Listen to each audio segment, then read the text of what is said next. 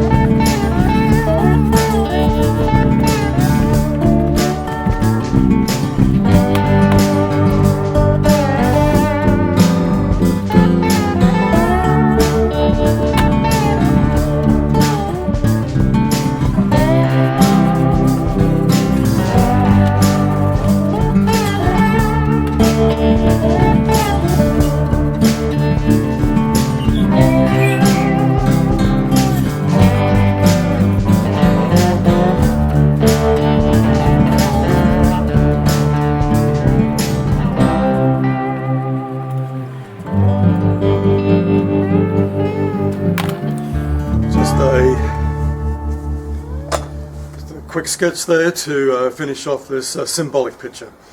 And I want to take you to the series of events very quickly. I won't go into a lot of details, but it kind of brought me to a place where I was just thinking, what else could go wrong? And thinking, is karma against me? Is there an angry God against me?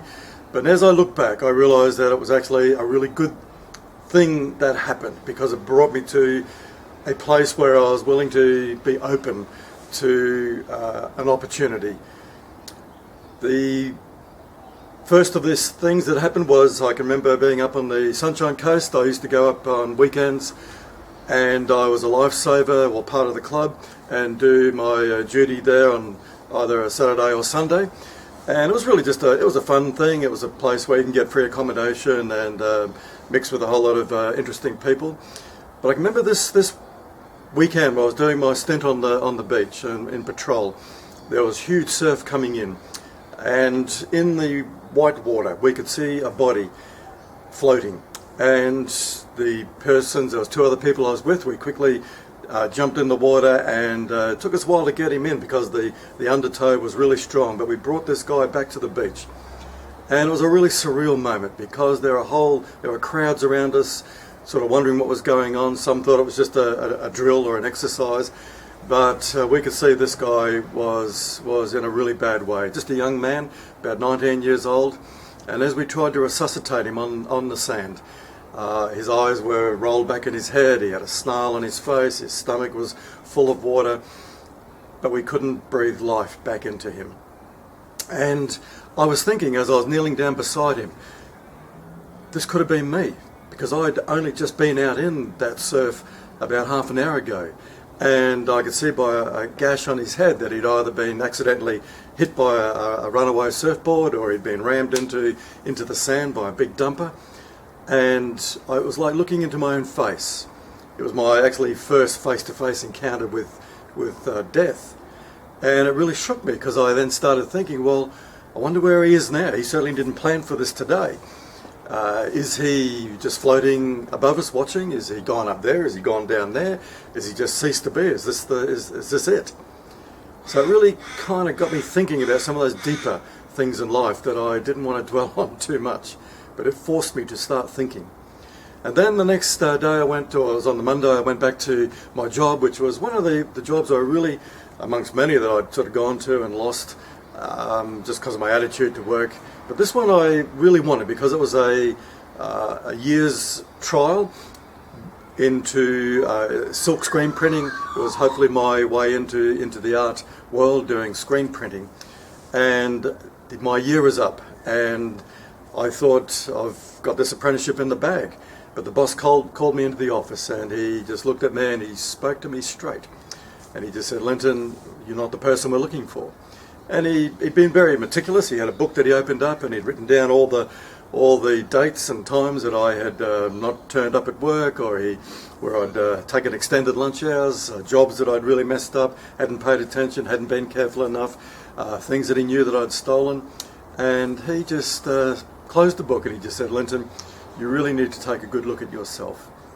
And that really, again, just made me go, whoa, because this is not the sort of thinking or conversations that I had with my friends. It was very shallow. We just sort of laughed and partied and sort of lived at that level. But this boss was saying, "Lynton, you need to go a bit deeper here. Take a good look at where you are and where you want to be." And then a few days later in that week, I had a motorbike accident. The car turned in front of me, and I went straight flying over. As I hit him, I went over. Fortunately, I only had a few spiral fractures in my hand and a lot of bruises. My bike was a mess. But as I looked at the bike, and as I was thinking about how close again I had come to being more serious, I was thinking by this time, what is going on? And then after a few days, I started getting some very serious pains in my sort of lower back, and it was spreading all around my torso. And I thought at first it was the bike accident. Went to the doctor, did some tests, and then I got that phone call where he says, "Lynton, whether it was the bike accident that dislodged the kidney stone or whether it was already happening, we don't know. But he says, you've got a massive rock that's stuck in your plumbing system, and you need to get to the hospital straight away for emergency operation." and I was in an incredible amount of pain. And I can remember as my father drove me to the hospital, again I was thinking, what is going on? And I was put into a ward, lying in my bed waiting for the operation, and it was the first time for years that I had been unplugged.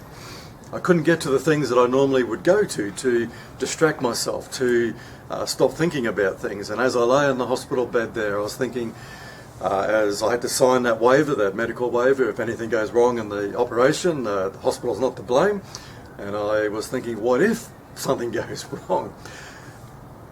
Where do I go? Is there another destiny after this?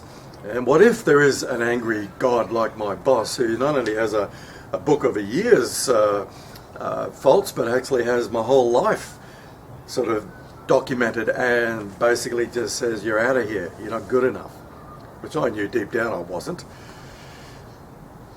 And then I thought, is there a way out? I couldn't get to my music, couldn't get to my drugs, couldn't get to my parties, but at least I had my friends. My girlfriend and a few other people came to visit me, just one visit before the operation. But they came in on drugs. They had taken some LSD, and they sat on the end of my bed, and they were just carrying on as normal and just trying to make light of the situation and promising me all sorts of good times when I got out. And as I looked at them, there wasn't any sense of judging them, but I just realised I don't want to go down this road anymore. I am really looking for something different, and they aren't able to help me. They left, and then after about half an hour, a person came into the ward who I recognised as an old friend from primary school. We had sort of lived in the same suburb, and then I'd moved and gone to a different high school. We'd lost touch, but I knew through family circles that he was one of these weird people. He was a Christian. And if we had met at any other time, I would have really made fun of his faith. I would have not listened to anything he had said, because I would have thought, I know it all, you don't. It took him a lot of courage to come and see me. And as he came in, I don't think he was even aware of it, but I could see there was like almost an aura around him. There was a life that he seemed to have and display that I didn't understand. How could he have this? He's not into the things that I am. He seemed to have a peace about him that I wasn't experiencing. And as he chatted with me, and it was really showing genuine concern. There was no hidden agendas. He just asked if he could help me in any way and bring anything in. Again, I just sensed that this guy he's connected to something that I sense is real. And as he left that room, and this is one of the parts of my story that I cannot fully describe and explain, except with very limited words.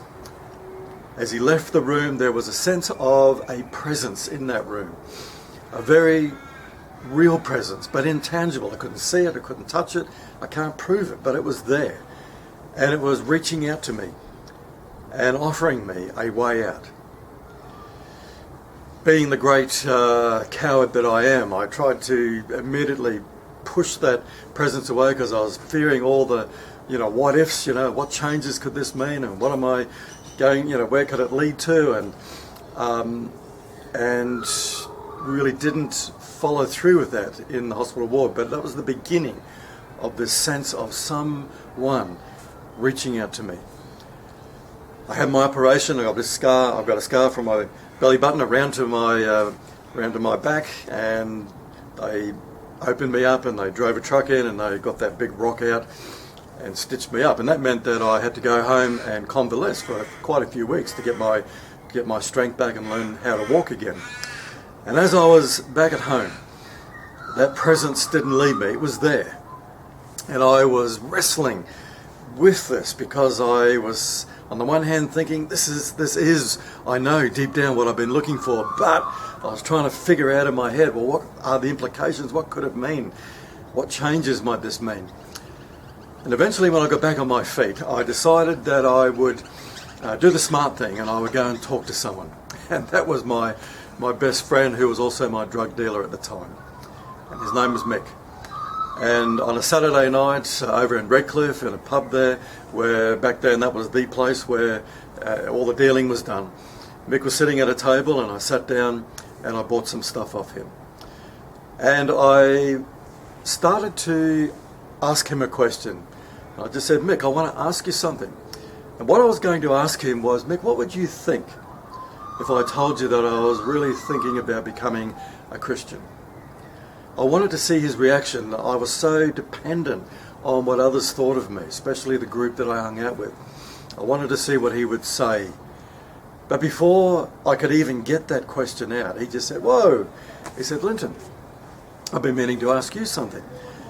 And he pointed over to the dance floor. It was the really old-time sort of pub where there was a live band playing, a lot of flashing lights and people out on the dance floor. And he pointed at a girl that we both knew. And he says, you see her? He named her. He said, look, she's off her face tonight. She's on some really good gear that I gave her. But she, in the morning, is going to be really, really empty. She's really messed up.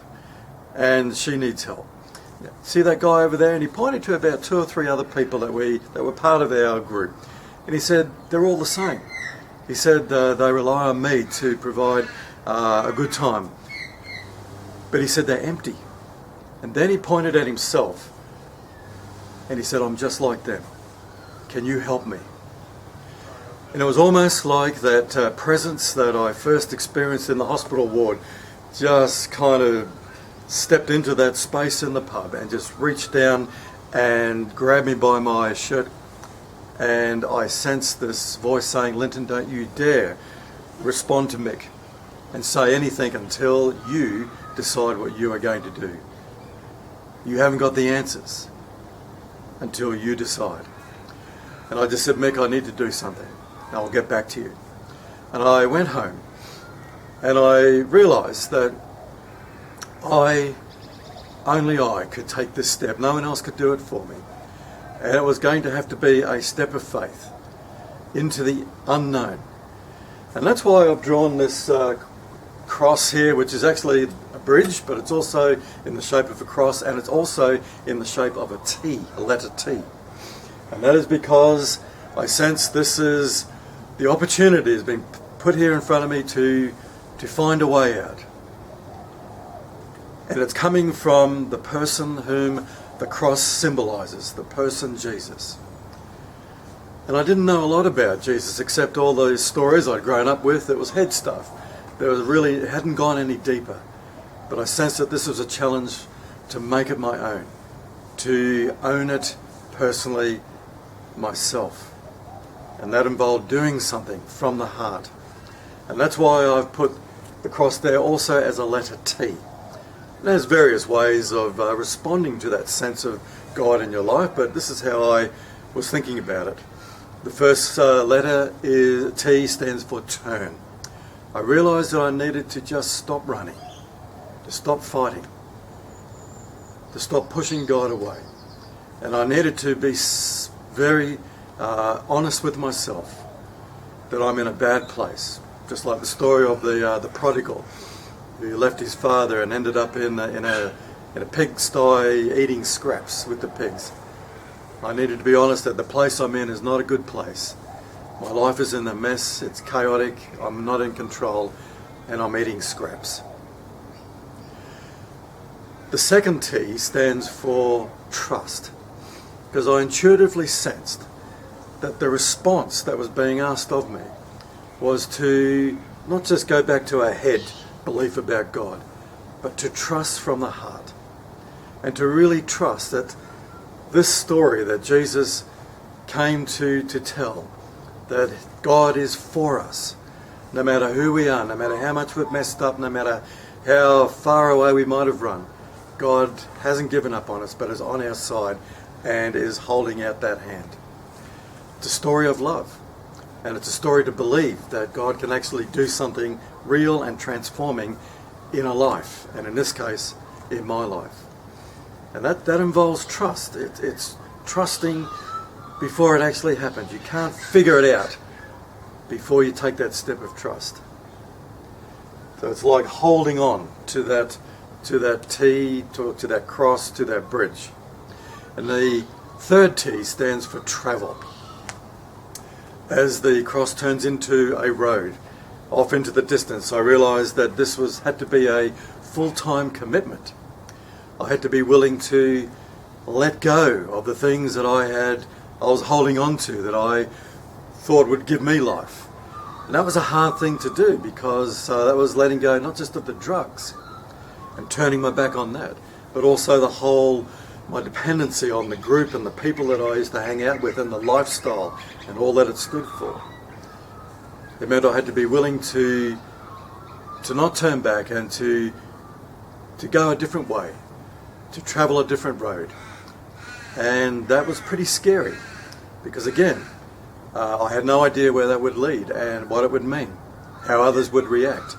But I knew that I can't pretend this. I can't suddenly say, yeah, I'll trust in God, and when things get better, I'll go back to the way I did things, or I'll try and live in both worlds, one foot in one and one in the other. It just doesn't work that way. It had to be a full-on commitment, a letting go and a holding on and a travelling. And the only way I knew how to really do that was I took the drugs that I had bought, and it was very early in the morning, and I went back to a house in Sandgate where I knew most people would go to after they had been at the pub, and many of them were just sort of crashed out on the floor. For some reason Mick wasn't there, but that didn't matter. I just put the stuff on the table. There were a couple of people there who were close friends of Mick, and I just said, can you give this back to Mick? Tell him I don't want it, I don't want the money. And I turned around and went back home, and that was my way of putting into reality those things that I spoke about. And I lay down in my bed, and this is the second part where I really don't know how to fully explain or the right words. But as I lay down in that bed, there was this sense of an overwhelming peace that was not a peace that answered all the questions for me, but it was a relational peace. It was a coming home peace. I just knew deep down that I was now home, that I was in the place where I should have been a long time ago, that I was in a safe place, that I was connected with someone bigger than myself who was on my side and with me for the journey, that I wasn't really alone. The second thing I experienced was an incredible joy. It was like this joy just whirled up within me and just sort of kind of went whoosh, and I can remember that thinking, this is so different from the kind of, temporary pleasure and happiness you might get from drugs. This was much more whole and real, and it was coming from within, and it wasn't dependent on anything that I'd eaten or drunk or taken. And then there was this sense of being loved, and this might sound a bit strange, but this sort of went really to the heart of one of those reasons why I started taking drugs, is because I was really down on myself. I really didn't like myself, and I was always trying to be someone else and put on masks and try and be something that I knew deep down I wasn't. But for the first time I just sensed that God was saying, this is how I created you, and I just love the way you are, and all of the mess ups and all the past, that's been dealt with. There's a new beginning, a new start, a new creature. Let's go. And it was exhilarating. And when you really sense that you are loved for who you really are, with nothing held against you, that you didn't have to put on any more pretense, it just energizes you, and it just changes the way you look at everything, yourself and others and the world. I remember waking up my parents, bewildered why we'd been woken up. It was about 3 o'clock in the morning, and I just wanted to do something that was just kind of a spontaneous trying to put things right with them, because even though they had over the years had constantly given unconditional love to me, and I had just trashed it, I just used it and abused it, and the reality was that I hadn't really spoken to them for years, and I hadn't been able to look them in the eye, because there was always a sense of shame there on my part. For the first time I was able to give them a hug and to look them in the eye and just say thank you, and I really care about you guys. The next morning I was down, well that morning later on, after breakfast I was under my house and I was starting to do some light exercises because I was still trying to get my strength back. And it was kind of like an old style gym that I had set up with, weights and bars and dumbbells. No machines, just all the loose weights. But there was quite an extensive array. I had everything there that I needed. And as I started to warm up, I just started to sense that presence again, which was not just external to me now, it was internal. And it was constantly prompting me to look at things new and afresh and wanting to put things right. This is part of the journey, as I was realizing it's walking with God is not about what you look like on the outside. It's about what's going on inside. There's a life change that's constantly taking place in yourself and in your relationships with those around. And this was one of those. I just sensed God saying, Lynton, you need to put this area right. And I knew exactly what this was about. You see, over the past year, I had stolen every one of those weights, of all places, from a police gymnasium in the valley. I had gone in, signed up, and would go in 2 or 3 times a week, and it was run by sort of volunteer police people who were very kind and generous, but really didn't give a lot of, there weren't a lot of inspections or checking of what you brought in and what you took out. And so after each session, I would put some weights and bars or collars into my bag, cover them with my towel, and just carry the bag out. And over the year, I built up this gym, which was the way that I lived. I stealing, cheating, and lying. That was the normal old me. But there's now a new me, and I knew again this is one of those choices. Do I really mean the commitment to walk a new way and let that new me be, come out? And so I put all the stuff in my van and I drove back to the gym, and that was on the Monday. And I can remember that Monday morning looking at it was an elderly police person at the desk, and I just said to him, look mate, I've got a truckload of stuff outside that I confess that I've stolen over the last year and I want to bring it back.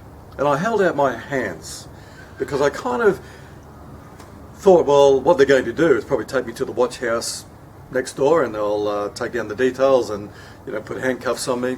That's what police do, don't they? But he put his pen down and he looked at me and he said, look mate, I wasn't born yesterday. He said, I know people steal from here. But he said, you're the first one who's ever thought of bringing it back. Why are you doing it?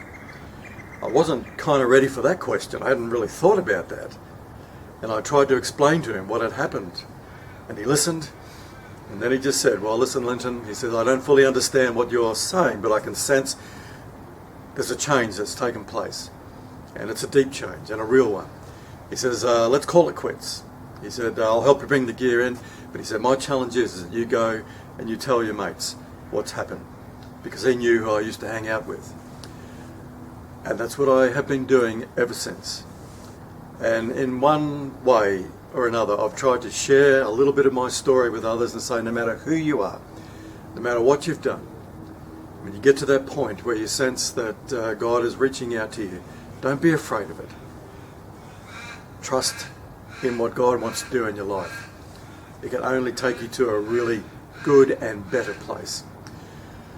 If you want to, we can pause the video here if you don't have time, but as a way of summary, I'd like to just show you another picture that I've done.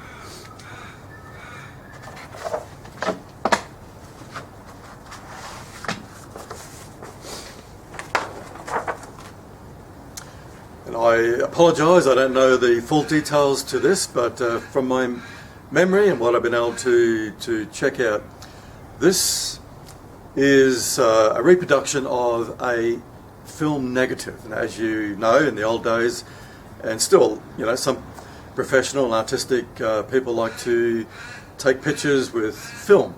And you go back to a laboratory or a dark room and you develop that film to get the prints. But the initial film, when it's first developed, it is in negative. And this is one frame, a negative frame. And the story that I understand is that it was a professional photographer who was going through a very dark time in his life and was seriously thinking of ending it. And he was coming back from up in the mountains where there's melting snow on the rocks, and as he was coming back in a bus, it was like a tour, he just put his camera up to the window and fired off the last few shots in his film because he wanted to develop the real shots when he got back to his laboratory. And in that dark room, as he looked at those shots of the melting snow on the rocks, this was one of them.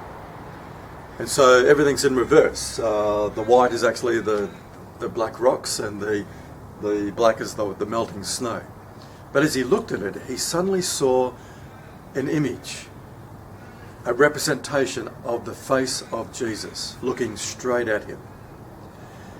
It was similar to a painting that he had seen on the wall in a home of a family who really were trying to befriend him, a Christian family who were caring for him and trying to walk him through his dark period.